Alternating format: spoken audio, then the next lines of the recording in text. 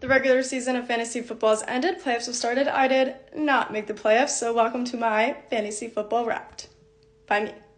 To start, I have some general takeaways after my first season of fantasy football.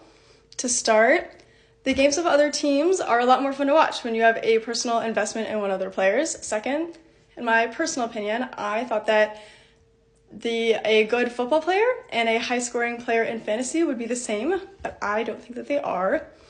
Next, this is very time intensive. I put so much time into this and I had fun, but I am a little bit glad that it's over. And lastly, everyone is just guessing. I kept asking people for advice because I thought that they knew all these things, but everyone's just guessing. No one really knows that much.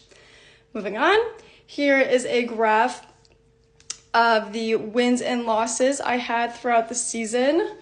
On another note, here is the graph of the amount of shame I felt each week throughout the season. First graph. Next, here's a summary of my season. I landed in 5th place. I had 8 wins, 7 losses, and 0 ties. I scored 1,693 points, and I had 1,689 points scored against me.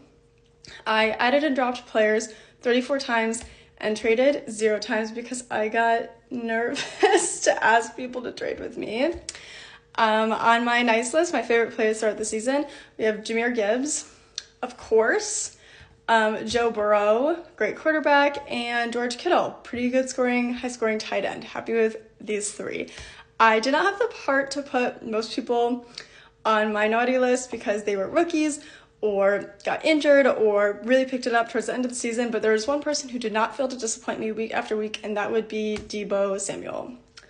I'm sorry, Deebo. Moving on. At the end of the season, there are some questions that I still have. First, when does the clock stop? I thought it was like a basketball situation, ball goes out of bounds, clock stops. That's not the case, and every time I really try to focus, I just get more confused.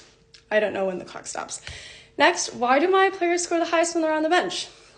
This is a mystery that I would love to know the answer to. Moving on. How do people know so many players? If I needed a new wide receiver, I'd go and I'd look at all the open wide receivers and I'd pick up the player that's been scoring the highest amount of points. Why do you know the name of the second string wide receiver on the Bills and also that wide receiver will be playing on Sunday? I don't know how you know that.